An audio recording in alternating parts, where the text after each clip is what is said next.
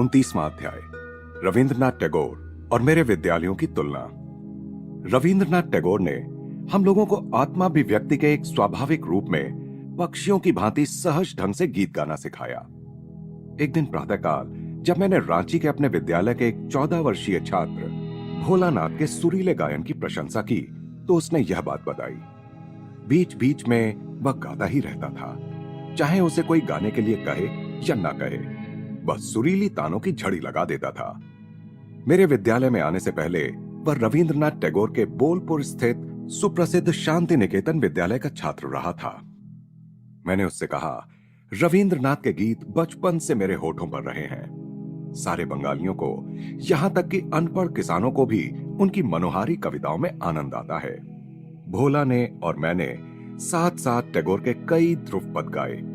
उन्होंने हजारों भारतीय गीतों को संगीत में ढाला है, जिनमें से कुछ तो उनकी अपनी रचनाएं हैं और कुछ प्राचीन गीत हैं। हमारा गायन समाप्त होने के बाद मैंने कहा, साहित्य के लिए रविंद्रनाथ को नोबेल पुरस्कार मिलने के शीघ्र बाद ही मैं उनसे मिला था।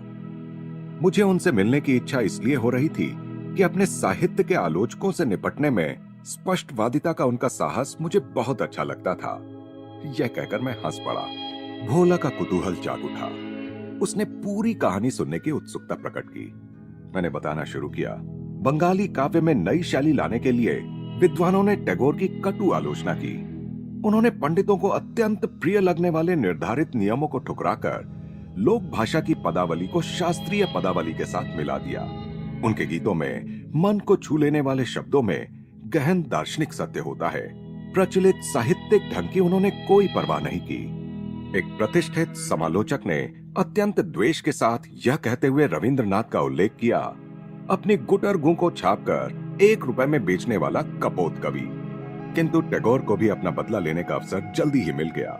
अपनी गीतांजलि का उन्होंने स्वयं ही जब अंग्रेजी में अनुवाद किया तो संपूर्ण पाश्चात्य साहित्यिक जगत ने उनके चरणों में अपने श्रद्धा सुमन अर्पित कर दिए। एक पूरी रेलगाड़ी भरकर पंडित, जिनमें एक समय के उनके आलोचक भी शामिल थे, उनका अभिनंदन करने के लिए शांति निकेतन पहुंचे।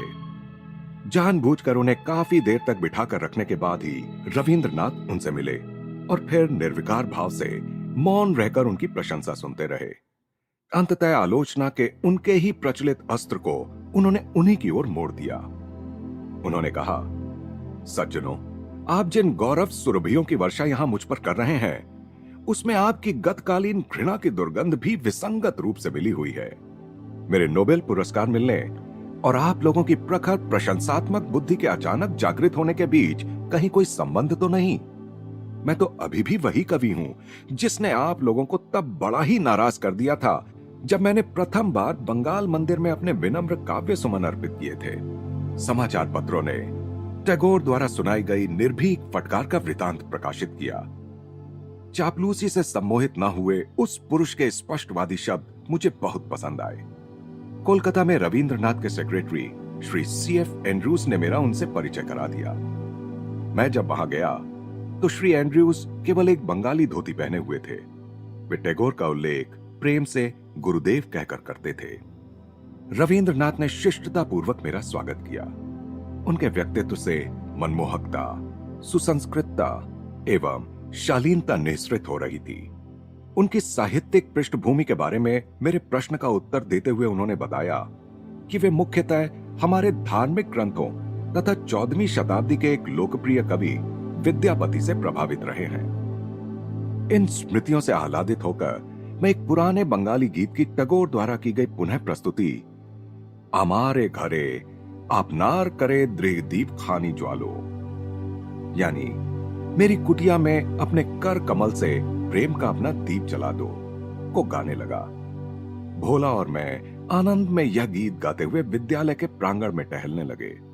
रांची में विद्यालय की स्थापना करने के लगभग 2 वर्ष बाद शांति निकेतन में आने के लिए मुझे रविंद्रनाथ का निमंत्रण मिला ताकि हम दोनों अपने शैक्षणिक आदर्शों पर चर्चा कर सकें। मैं खुशी से वहां गया। जब मैं उनसे मिलने पहुंचा तब वे अपने अध्ययन कक्ष में बैठे हुए थे। पहली भेंट के समान ही इस बार भी मुझे लगा कि उत्कृष्ट पुरुषत्व का चित्र बनाने के लिए यदि किसी चित्रकार को किसी मॉडल की आवश्यकता पड़े तो उनसे अधिक अच्छा मॉडल उसे नहीं मिल सकेगा।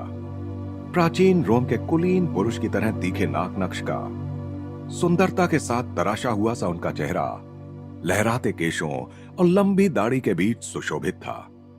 विशाल दयार्द्र नेत्र, देवता सदृश सौम्य मुस्कुराहट तथा बांसुरी की ध्वनि की याद दिलाती आवाज जो सचमुच मंत्रमुग्ध कर देती थी।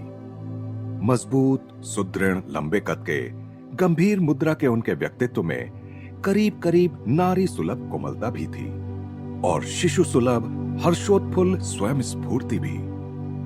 कवि दिखने में कैसा हो, इसकी आदर्श कल्पना इस सौम्य गायक की मूर्ति से अधिक अच्छी तरह साकार नहीं हो सकती।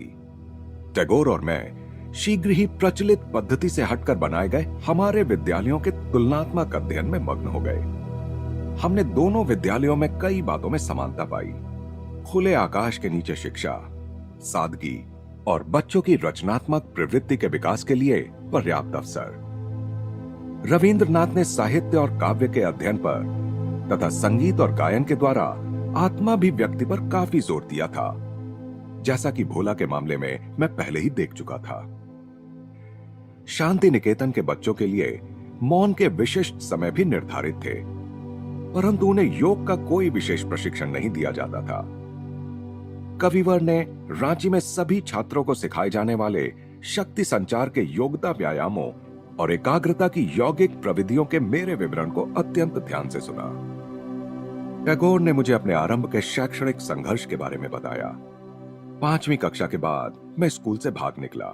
उन्होंने हंसते हुए कहा, स्कूली कक्षा के नीरस अनुशासनात्मक वातावरण में उनके जन्मजात कवि हृदय की कोमलता को कैसे झटके लगते होंगे, इसे मैं आसानी से समझ सकता था। इसीलिए मैंने छायादार वृक्षों और आकाश के सौंदर्य के तले शांति निकेतन की स्थापना की।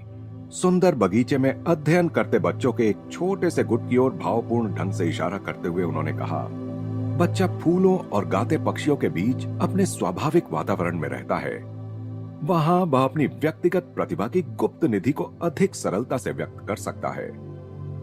सच्ची शिक्षा को बाह्य साधनों द्वारा भरा या ठूंसा नहीं जा सकता, बल्कि सच्ची शिक्षा तो वह है जो भीतर में निहित अनंत ज्ञान भंडार को ऊपर ला सके।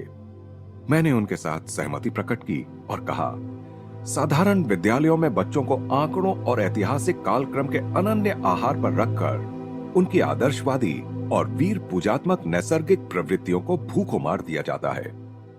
कविवर अपने पिता देवेंद्र नाथ के बारे में, जिन्होंने शांति निकेतन शुरू करने की उन्हें प्रेरणा दी थी, अत्यंत प्रेम के साथ बोलने लगे। उन्होंने कहा, पिताजी ने यह उपजाऊ जमीन मुझे दे दी, जहां उन्होंने पहले ही एक अतिथिशाला और मंदिर का निर्माण कर लिया था।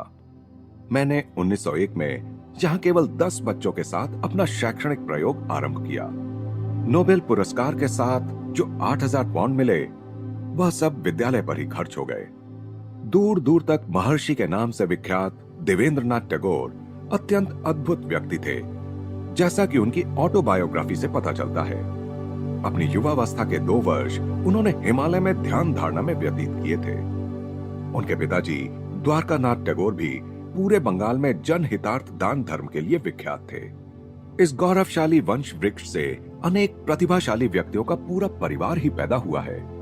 केवल अकेले रविंद्रनाथ ही नहीं, बल्कि उनके सभी सगे संबंधियों ने रचनात्मक अभिव्यक्ति में विशिष्टता दिखाई है। उनके भतीजे गगनेंद्र और अवनींद्र भारत के शीर्षस्थ चित्रकारों में थे। रविंद्रनाथ के भाई द्विजेंद्र एक दार्शनिक थे, जिनसे पक्षी और जंगली पशु भी प्रेम करते थे। रविंद्रनाथ ने मुझसे एक रात अतिथिशाला में रहने का आग्रह किया। शाम को आंगन में बैठे कविवर और बच्चों के दृश्य ने मेरा मन मोह लिया। मैं अतीत काल में पहुंच गया। मेरे सामने प्रस्तुत दृश्य प्राचीन काल के किसी आश्रम की तरह लग रहा था।